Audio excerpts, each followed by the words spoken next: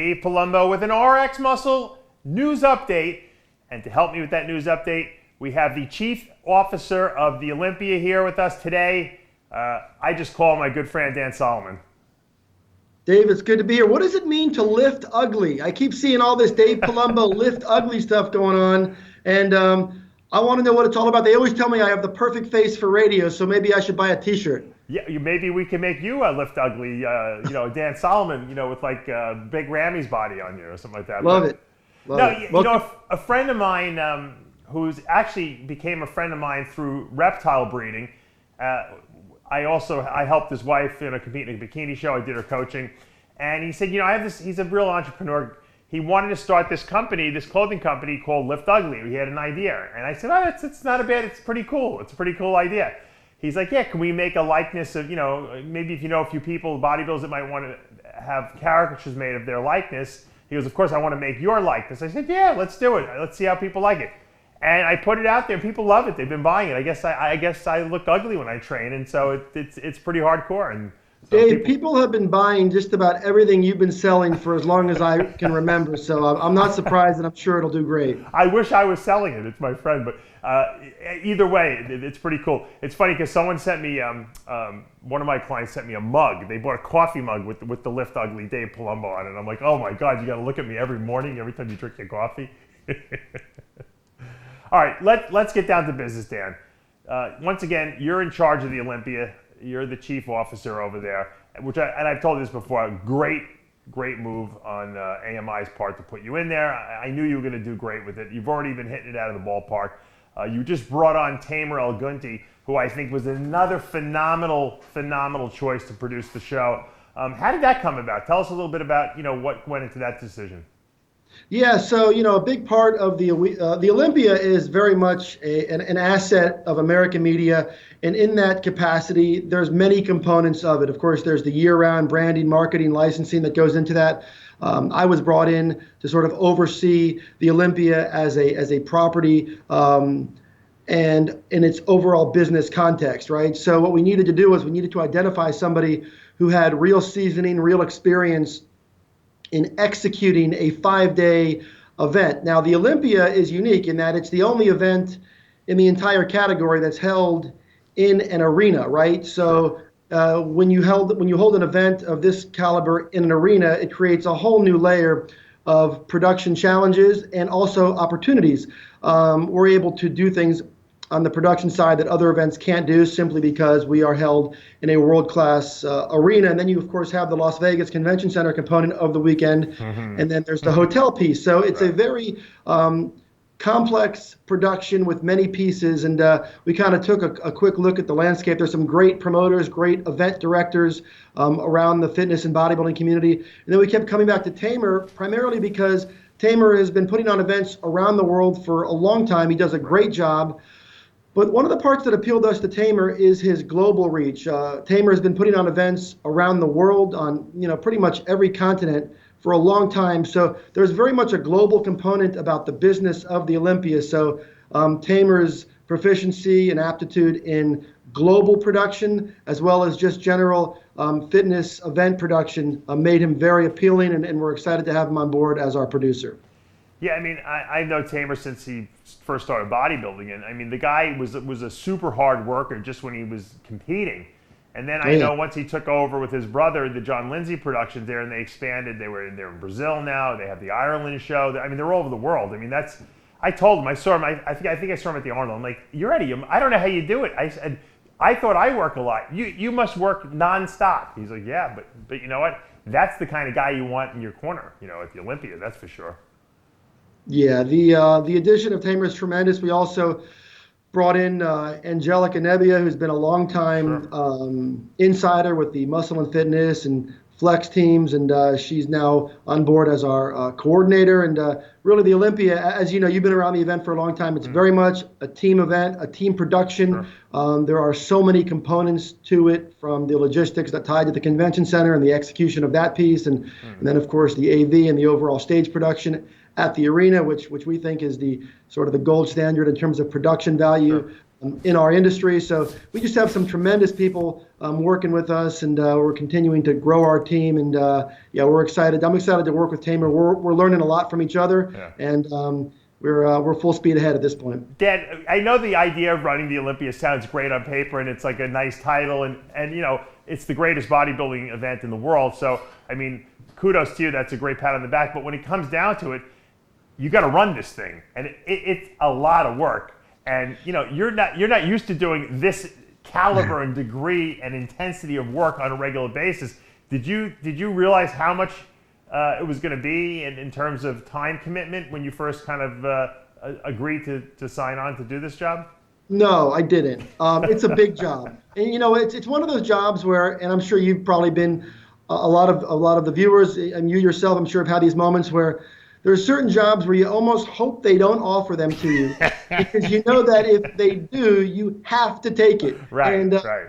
You know, I've been around the Olympia. I've been around this sport for a long time, and for me to have the opportunity to sort of influence the overall vision and the direction of something that I feel so passionate about. I had the chance to work with the Weider family in so many different capacities on the media side. Of course, we just came off the movie project, and for me to be able to be a part of this and to oversee what I think is sort of the preeminent brand in this industry. It's powerful and it's special. I don't take it for granted at all. But yeah, it's a big job. And you know, I remember when we sort of got into the files of all the components of the event, there was like 310 different files, and each with a different corner of this production. And it's significant, but we're up for the task, and we got a great team in place. Yeah, I mean, you can't leave any stone unturned because since you're running the show, you got to know everything that's going on. Even though you're not doing every single job, you have to know what everyone else is doing that we're supposed to do, I would imagine.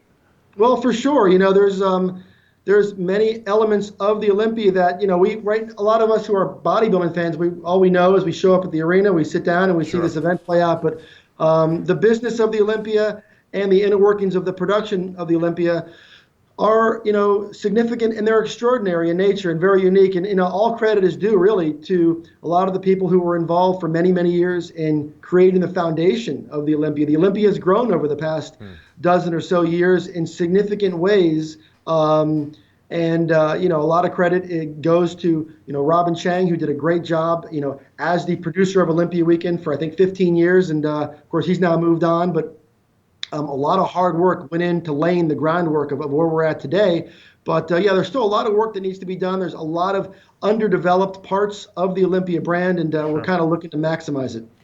Let's talk about the newest sponsor you brought on, Wings of Strength. Obviously, we know them from the Tim Gardner shows, and you work with them in the Tampa show there before. They're big, obviously, into the women's bodybuilding side of the sport. They kind of saved women's bodybuilding in a sense. How did that I guess sponsorship come about, and you know what's the angle that they want to get involved with the Olympia, since they are very deep into women's bodybuilding, and there really is no Miss Olympia at the Olympia? Yeah, so Jake Wood and his team over at Wings of Strength, what a unique organization. Now, of course, they started as a company that sort of begun a number of years ago advocating for female bodybuilding and creating opportunities for female bodybuilders. And then through that, they started to produce events, promote events, do many things in many elements of this industry that go beyond female bodybuilding. Their support, financially and otherwise, provides opportunities for athletes really in all divisions, bodybuilding, fitness, physique, you know, across the board, bikini. So they aren't singularly supporting women's bodybuilding. Now, of course, Wings of Strength is known as the female bodybuilding company, rightfully so. They promote the Rising Phoenix, which of course is the premier event in women's professional bodybuilding. But what we wanted to do was, you know, Jake and his team have continued to sort of climb the ladder in terms of establishing a level of integrity and credibility in a lot of the things that they're doing. And once Jake got wind that, you know, I had taken this position with the Olympia, Jake and I have known each other for a long time. So I was real excited to kind of bring Jake to the table with our leadership at AMI and kind of put some ideas out there. And one of the things that makes the Olympia unique, and I think Jake identified this quickly, is it's not just, when you work with the Olympia, you're not just working for a fitness or bodybuilding contest. You're working with one of the largest media companies in the world, right? AMI, of course, has, everything from, Us Weekly to OK and many magazines and publications, Radar Online, that I can't even rattle off. There's a ton of them. So there's a lot of media influence and a lot of eyeballs that you get when you're a part of the Olympia experience and when you do business with the Olympia. Support of the Olympia goes beyond just having logos on ads and on the stage and exhibitor booths. It goes so much more, and the reach is so much more significant. So Jake identified this as an opportunity to not only kind of stand tall alongside the preeminent Joe Weider Olympia brand, which I think will serve Wings of Strength well, but it also gives them an opportunity to tap into a lot of media, and you're going to start to see a lot of press and a lot of all sorts of opportunities, visibility opportunities for Wings of Strength that will lend well for their other events, and it will serve their athletes and all of their other interests. So Jake's a savvy businessman, and we're excited to have his support. The deal happens to be one of the largest deals in the 55-year history of the Olympia. So for us to have his support and for us to be able to support what Wings of Strength are doing, I think it's a great match. Yeah, I mean, that's great. Now, the obvious question, comes up. If Wings of Strength is the biggest sponsor in the history of the Olympia, when are we going to see the Miss Olympia back at the Olympia? Right. So I know that's been a lot of the questions ever since this announcement came out, is does this signal the return of the Miss Olympia? Now, the Rising Phoenix, which is also produced by Wings of Strength, is the premier event entitled In Female Bodybuilding. Right now, yes. At this point in time, there are no plans to bring the Miss Olympia to the 2019 Olympia. The 2019 Olympia, the lineup of events, we've tweaked a few things, but generally speaking, it is the lineup that everybody is familiar with. That will not change this year. Now, what the future holds for 2020 and beyond, of course, we'll take a close look on that. We'll kind of measure the relationship. We'll wait and see what Jake and his team are thinking, and of course, what Jim Mannion wants to do. But a lot of people go into that decision process. But right now, if you are a fan of female bodybuilding, what you will see Olympia weekend is there will be some events at the Expo that we're working out right now that will bring components of female bodybuilding, of the rich history of female bodybuilding to the Expo stage, and there will be some things that will be very exciting for fans of female bodybuilding. So you will see the influence of female bodybuilding and of Wings of Strength throughout Olympia weekend, but will you see the Miss Olympia here in 2019? No, you will not. Yeah, I didn't think it would happen this year, but thinking about it for a second, I mean, if you see the amount of prize money that Wings of Strength gives away at Rising Phoenix, I mean, it's more than any of the women's divisions at the Olympia. I mean, if that money was allocated towards the Miss Olympia, I would imagine that probably more, possibly even women's physique competitors would switch back to the bodybuilding. Or would there ever be talks about maybe combining women's bodybuilding and women's physique and just calling it Miss Olympia again, Well, again, a lot of that stuff with regards to divisions and all that, I kind of defer that to the, IFBB Professional League and the NPC and Jim Mannion. They sort of oversee all of that part. But I will tell you this, what they've created with the Rising Phoenix, out there, which is, I think, the week before Olympia weekend in Arizona. It's a tremendous weekend. It's a great showcase for the women's divisions. So I encourage everyone to check that out. But as far as how it's all going to play out over time, I will say there's tremendous progress. Remember, it was only a few years ago that women's bodybuilding was sort of relegated to the back of the bus, or whatever you want to call it. It just it didn't get a whole lot of love. And now all of a sudden, through the work of Jake and his team, they're just doing tremendous things to get people to take a look at it. Look, at the end of the day, female bodybuilding, those physiques, that might not be for everyone. Right. But there are people out there that care deeply about it, and those women deserve all of our respect because they sacrifice in ways that few people could even understand. And I know Jake and Wings of Strength are so committed to making sure that their message is out there and they get their opportunities. To be honest with you, and this has nothing to do with obviously your decision making, but I think that women's bodybuilding and women's physique are ready to merge at this point, and I think that no one would even miss either one of them. I think they would just assume that they had never separated again, but that's something we'll have to wait and find out. Dan, let me ask you a question. We all know, we've seen the newspaper articles, National Enquirer was sold by AMI for $100 million or whatever it was, and how will that influence the Olympia? Is the Olympia brand for sale also, or is that just an isolated component of AMI that they wanted to get rid of and that they're keeping everything else status quo? Well, I'm not involved in any part of the company that has anything to do with the Inquirer, so I won't even speak to any of that stuff. But a lot of people question where the Olympia is at in terms of its future, in terms of its strength. I can tell you this. Anytime a position is offered to me, whether it's a job offer or anything, I go to great measures to sort of get a sense for its strength and its viability and its sustainability. I think we all have to do that, right? When we're offered jobs or we get opportunities. I spent a lot of time reviewing financials and P&Ls and balance sheets and all sorts of things. And I can tell you that the Olympia is an incredibly strong asset. It performs very, very well. And, I walked into this thing in very much in a position of strength because the event is very strong. Sponsor revenue is tremendous. Exhibitor interest is great. We've already sold out of our gold level VIP packages. Cool. We still have some silver VIP packages available. So if any of your viewers are interested, you can still do that now. And that's obviously a great opportunity to experience the Olympia in its most complete possible way. And of course, all the ticketing, MrOlympia.com tickets have just gone on sale, and there's still some great tickets available. A word of advice to everybody: if you're thinking about going, get those tickets now. And I say that not to sell it, just to tell you, this is the window where really the good seats can be secured, because once we get into the latter part of the summer, they go quickly, and the good seats are gone. So MrOlympia.com, do that now. Yeah. But no, the event is very, very strong. Under almost every measurable, the event performs very well, and we're really excited. We have a couple things we're working on doing this year to kind of improve the overall fan experience, to make the expo a bit more exciting. One of the things that happens is when an event is held in the same city every year, year in and year out, right, the burden kind of falls, on the event promoters and the planners to sort of raise the bar and create more excitement surrounding the event. So we're working real hard to do that. I can let you guys in on something that's kind of fun. While I was out in Vegas last week, we did our walkthroughs of the convention center, of the arena, of the hotel, and we kind of made sure everything was where it needs to be, and everything looks like it's well on track. I had a meeting with Jay Cutler, and I delivered some really fun news to Jay, of course, our 4-time Olympia champion. I informed Jay that all of us at the Olympia, we kind of took a look at everything, and we decided we wanted to name Jay Cutler as the 2019 Honorary Olympia Weekend Ambassador. Cool.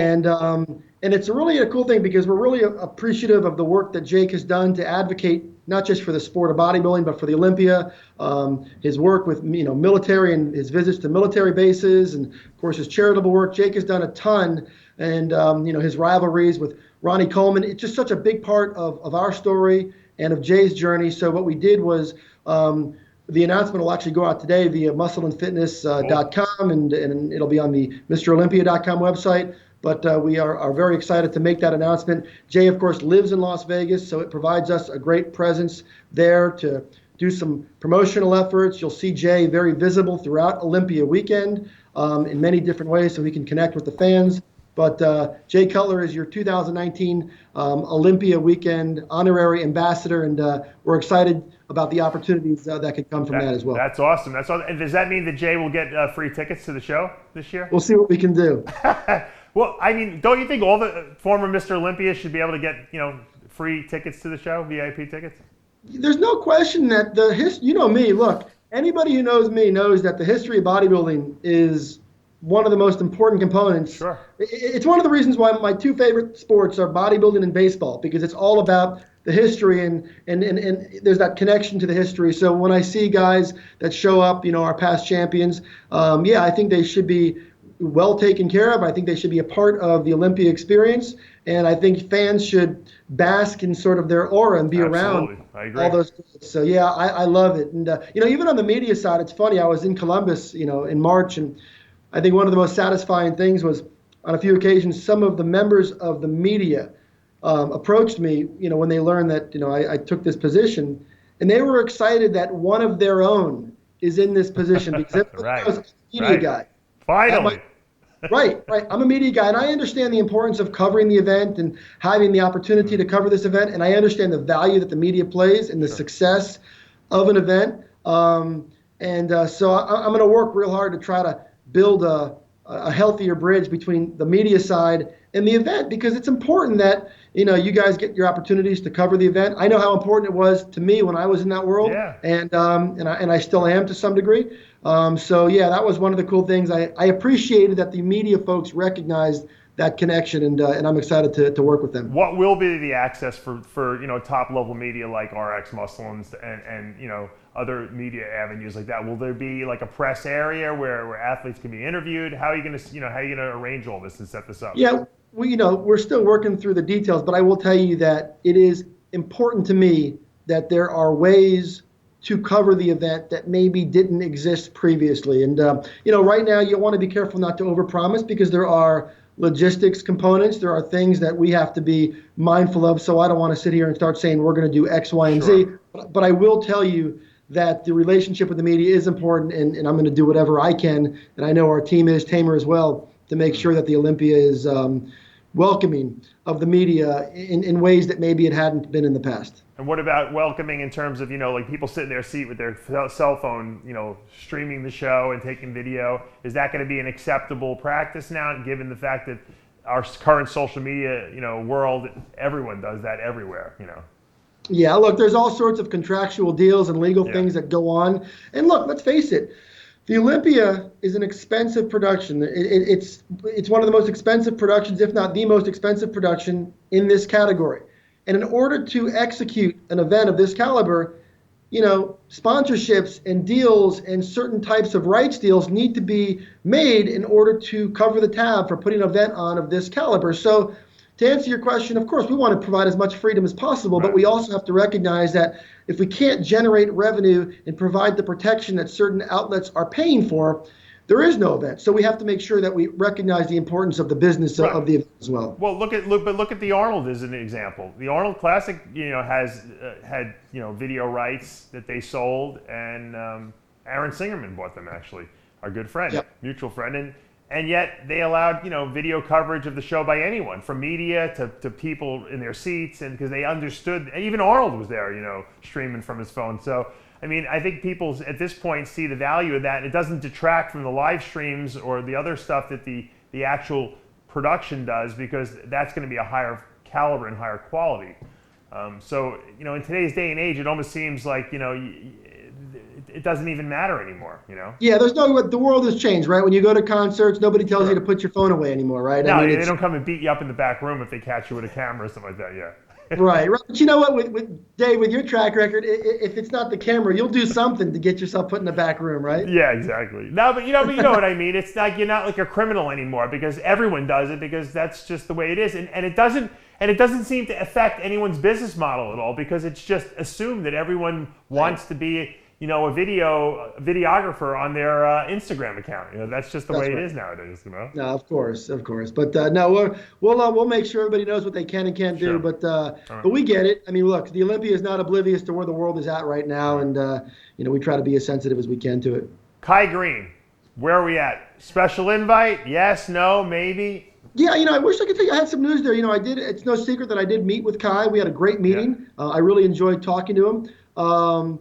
Kai's got a lot going on. He's got a lot of projects, a lot of interests. He's out there involved in film and different things that he's doing, and he's having a great time. He seems to be doing very well in pretty much all aspects of his life. We did make it very clear to Kai that we would very much like to have him at the Olympia, and that we wanted to work through various ways to make that happen. The conversations really didn't end up in a place where I know the fans were kind of waiting to find out if he was going to make a commitment. There has been no commitment made. We were still. So the offer was put out there, though. Is that what you're saying? Yeah, we made it very clear to Kai Greene that we wanted to compete at the 2019 Mr. Olympia, and we certainly want to make him as welcome and make it as clear to the fans and to everybody around the world that Kai Greene is somebody who I believe makes the Mr. Olympia a more compelling contest. Mm-hmm. I feel that way about Phil Heath as well. Yeah. And, we, of course, want the best in the world. That's the reason why this event is sanctioned by the IFBB Professional League, which, of course, is home to the very best in the world. Mm-hmm. And Kai is no exception. He's a part of that, and we would love to have him there. Okay, that's good to know. So that offer's out there. Of course, Kai being, the aloof decision maker he is, you might never even get an answer. You might just show up. What if he just showed up at the press conference and says, Dan, I want to compete? Would you let him? Well, I would think that Kai would have to go through the procedures that every other, out of respect. He have to sign the contract at least, right? In the show, he would have to sign his contract, and he would have to do the things that every other athlete theoretically would have to do, with respect to the other great champions that compete. But certainly Kai knows how to reach me. He knows how to reach most of us who are tied to the event, and I would love for the fans to see that, because I think it would be very, very exciting. I would love it. Last question, press conference. Anything planned different for the press conference? Any new ideas that because that's your cup of tea. I mean, you always ran the press conference in the past yourself. What are we going to see this year at the press conference that we may not have seen in the past?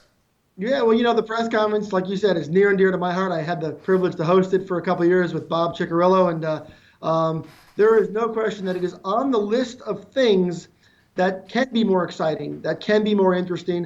And I know some changes have been made over the last few years. Robin and his team, I think they did a good job of kind of advancing the press conference in a way. It was moved to a larger space. It had become like a standing room only event, and we've had some good soundbite moments over the last few years. But I think it's something that we can do a better job making a bit more fun and a bit more engaging for the fans. But you know what? With all the things that we say about the press conference, we still pack the room every year. It's the first chance over the course of the weekend for everybody to kind of get to see what see the guys and see the athletes, and it's a fun way to start the weekend. And we'll continue to look at ways to make it more interesting for sure. How about, Dan, maybe just opening up the press conference to the press? Like it usually is in other avenues, in sense, let the press just ask the questions maybe. And that's the thing that I always wanted to get to, because I feel like either that or change the name, right? Like if we're going to make it why call it a press conference if we don't open it up to the press? I've always said that. Yeah. Call it a weekend kickoff event, or call it something else. But I completely agree with you.